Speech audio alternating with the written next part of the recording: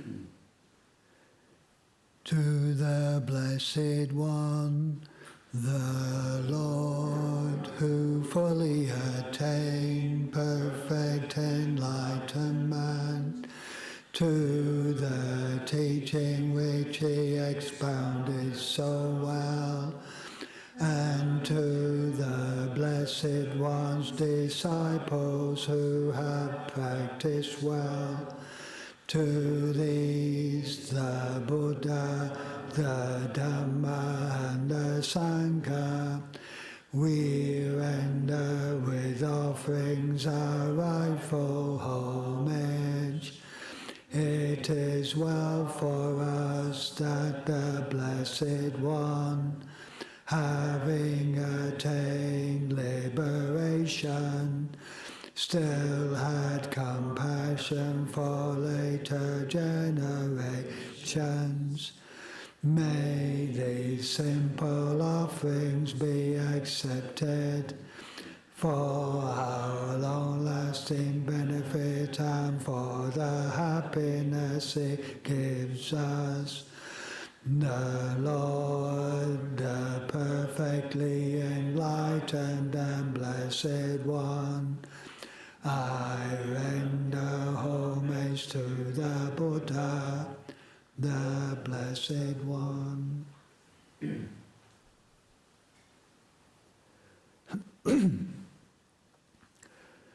The teaching so completely explained by him, I bow to the Dhamma.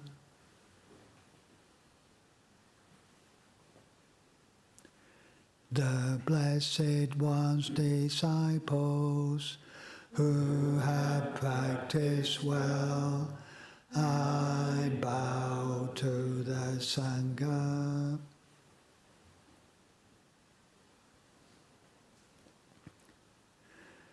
Now let us pay preliminary homage to the Buddha. Homage to the Blessed, Noble and Perfectly Enlightened One.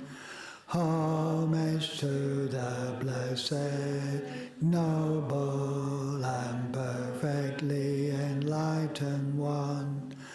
Homage to the Blessed, Noble and Perfectly Enlightened One.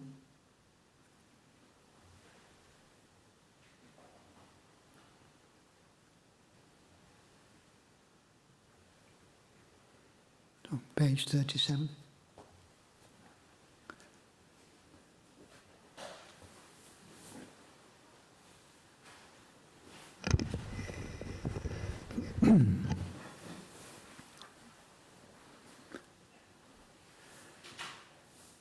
Now let us chant the Buddha's words on loving kindness. This is what should be done by one who is skilled in goodness and who knows the path of peace. Let them be able and upright, straightforward and gentle in speech, humble and not conceited, contented and easily satisfied, unburdened with duties, and frugal in their ways, peaceful and calm and wise and skillful, not proud and demanding in nature. Let them not do the slightest thing that the wise would later reprove, wishing in gladness and in safety. May all beings be at ease, whatever living beings there may be, whether they are weak or strong, omitting none, the great or the mighty, medium, short or small, the seen and the unseen, those living near and far away, those born and to be born, may all beings be at ease. Let none deceive another or despise any being in any state. Let none through anger or ill will wish harm upon another, even as a mother protects with her life her child, her only child. So with a boundless heart should one cherish all living beings, radiating kindness over the entire world, spreading upwards to the skies and downwards to the depths, outwards and unbounded, free from hatred and ill will, whether standing or walking, seated or lying down, free from drowsiness. One should sustain this recollection. This is said to be the sublime abiding. By not holding to fixed views, the pure-hearted one, having clarity of vision, being freed from all sense desires, is not born again into this world. Yeah, page 41. Now let us chant the recollections on universal well-being. May I abide in well-being, in freedom from affliction, in freedom from hostility, in freedom from ill will, in freedom from anxiety, and may I maintain well-being in myself. May everyone abide in well-being.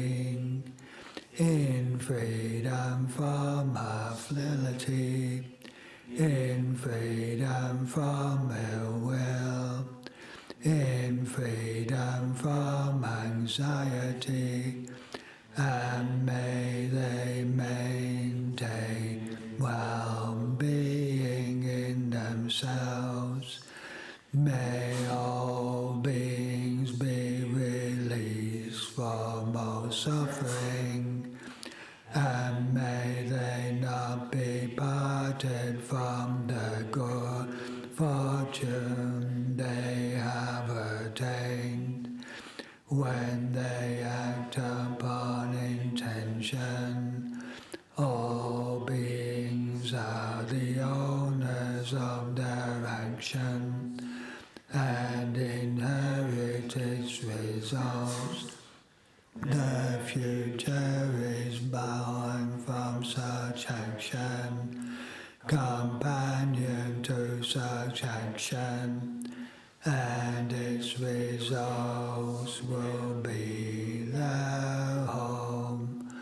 All actions with intention, be they skillful or harmful, of such acts they will be the heirs.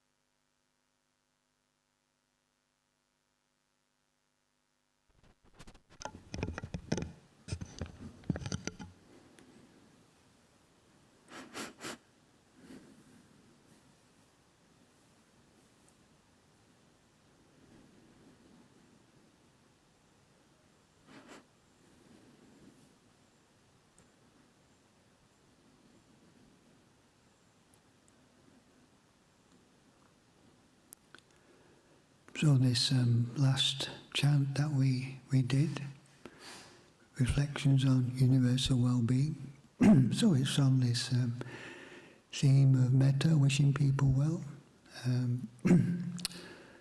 karuna, compassion, wishing people freedom from suffering, mudita, may people not be parted from the good fortune that they have. And then these reflections on karma, on the theme of upekkha.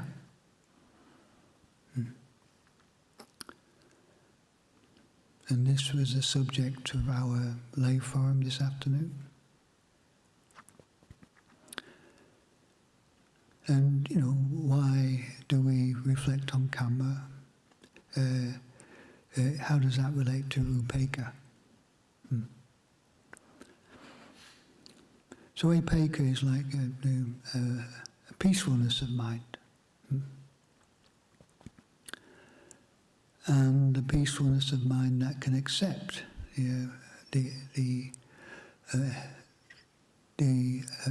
how we experience mind and body in the present moment.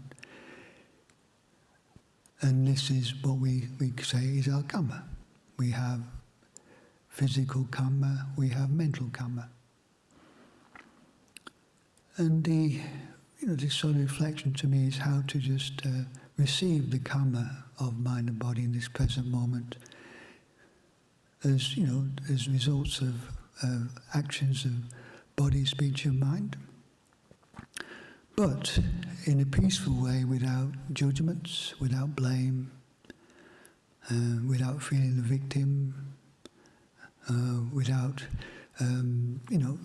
reacting to the experiences with, here I go again, same old stuff coming up. Yeah. Because we have to experience the karma of our life. But this reflection is about more the willingness to accept one's karma. But the good news is, we can allow karma to cease. We can allow some of these, unuseful and afflictive mind states to cease. We can allow karma to cease. And this is, with a skill of what we can cultivate in meditation. But, the challenge is sometimes to accept the experience of the present moment, because sometimes we can approach meditation with trying to get rid of things to get back to a peaceful experience or a previous experience, and without really acknowledging, the way it is now. So you say it's like putting up a barrier against our old karma. And of course, if we put up a barrier, we don't allow it to flow through, to cease. We just block it up. So the idea of Upekkha is how to accept, as best we can, peacefully accept the experience of mind and body in this present moment. Again, without judgment, without blame, without feeling we're the victim or anything.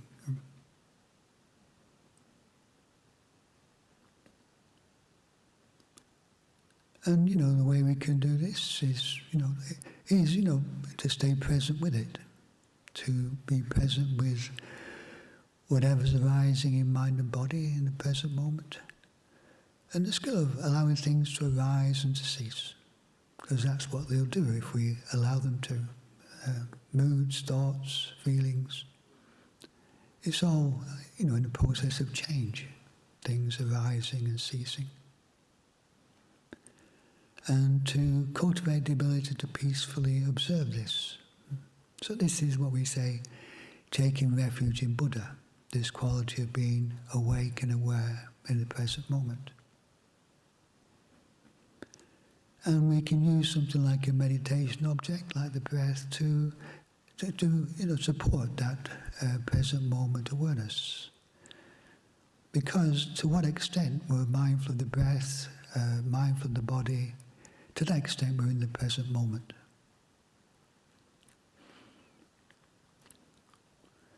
And this is something we have to cultivate, because, our mind does tend to wander off, thinking about the past and the future, or daydreaming or fantasizing, whatever. So keeping on bringing the mind back to the present moment, and being aware of this is the karma we've created of mind and body. So, when you look at the teaching of the Anapanasati Sutta, the Buddha, teaches breathing in, experience in the body, breathing out, experience in the body, breathing in, experience in the mind, breathing out, experience in the mind. Then he goes on to say, breathing in, calming the bodily formation, breathing out, calming the bodily formation, breathing in, calming the mind, breathing out, calming the mind. But you notice in this process the willingness to first we have to experience. And in that, the sense of just accepting the karma of the present moment as important in allowing these things to pass through, to go to cessation. Not blocking things off, not trying to get rid of things, but just peacefully observing in a way that can allow things to cease. So we can then, experience what the Buddha called the Third Noble Truth, the peace of cessation.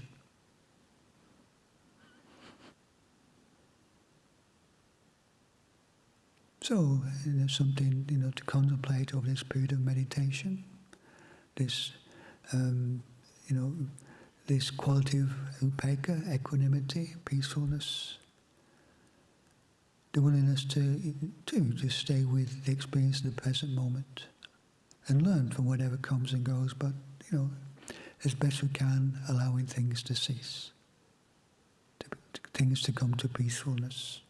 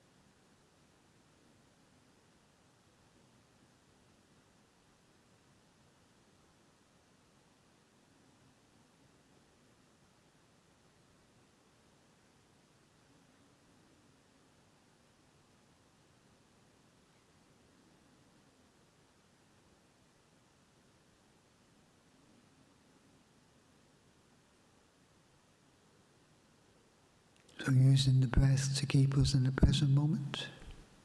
so we don't get lost in abstract thoughts about the past and the future. The breath, also is the natural flow of the breath is a peaceful object, a peaceful thing to focus on. To me, the idea of like breathing with the way it is, also like, sort of supports a sense of just being at peace with the experience in the present moment, breathing with it, bringing the sort of peacefulness from the breath into the present moment.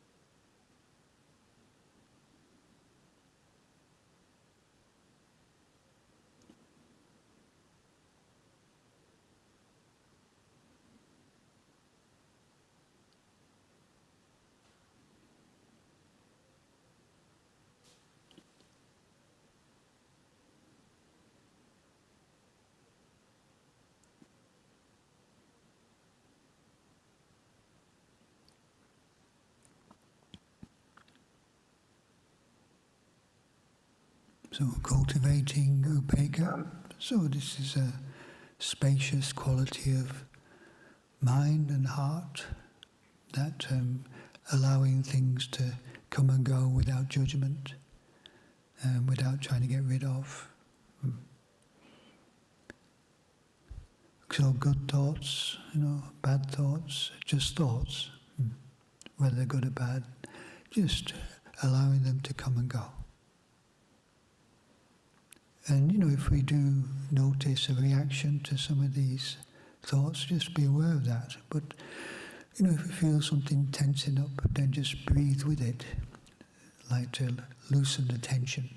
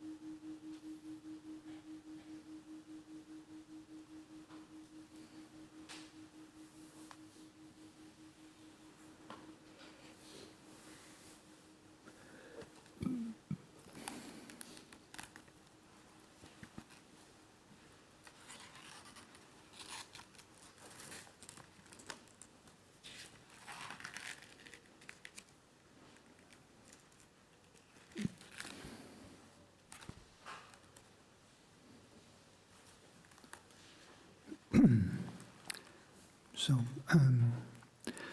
yes, so this evening, we come to meditate and say creating some good karma for ourselves and cultivating, upekkha and cultivating present moment awareness. So on that theme, we can finish with the 5 subjects for frequent recollection on page 55, and this is a line in Pali and a line in English.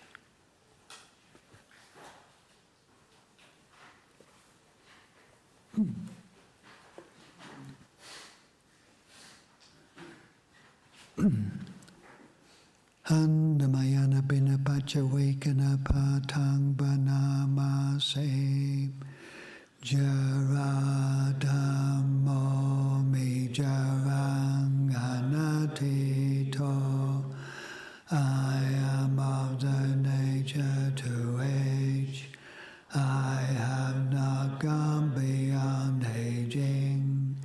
Bayadi dhammo mi bayading hanatito.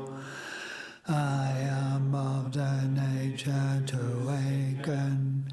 I have not gone beyond sickness.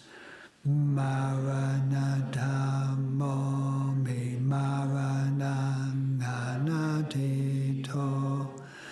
I am of the nature to die.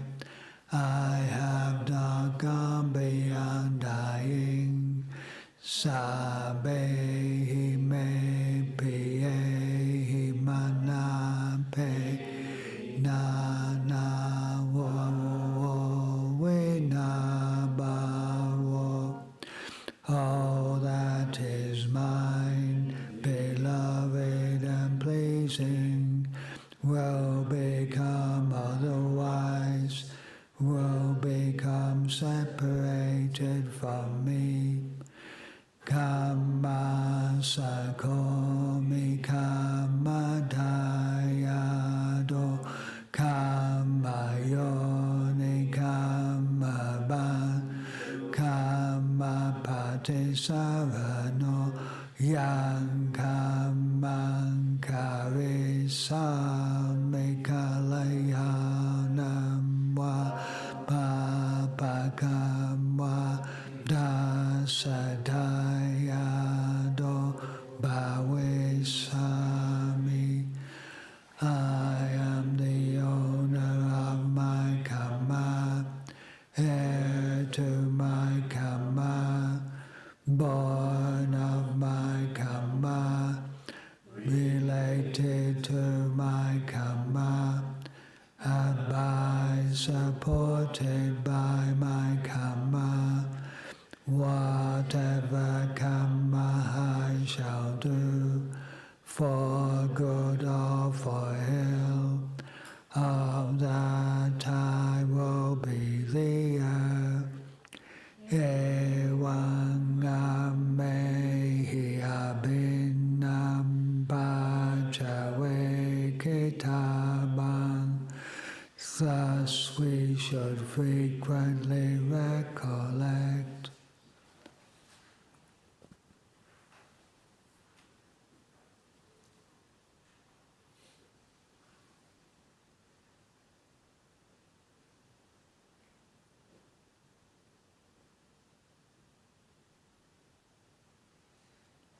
So we can conclude with the closing homage in English.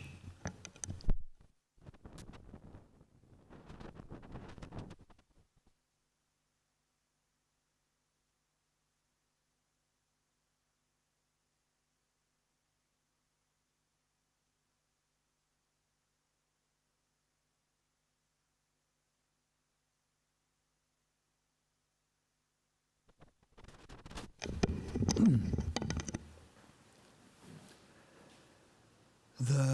Lord, the perfectly enlightened and blessed One, I render homage to the Buddha, the Blessed One.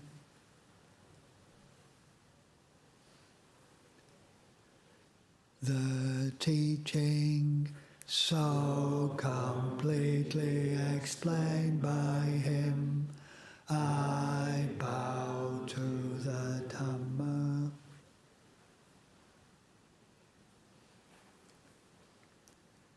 The Blessed One's disciples, who have practiced well, I bow to the Sangha.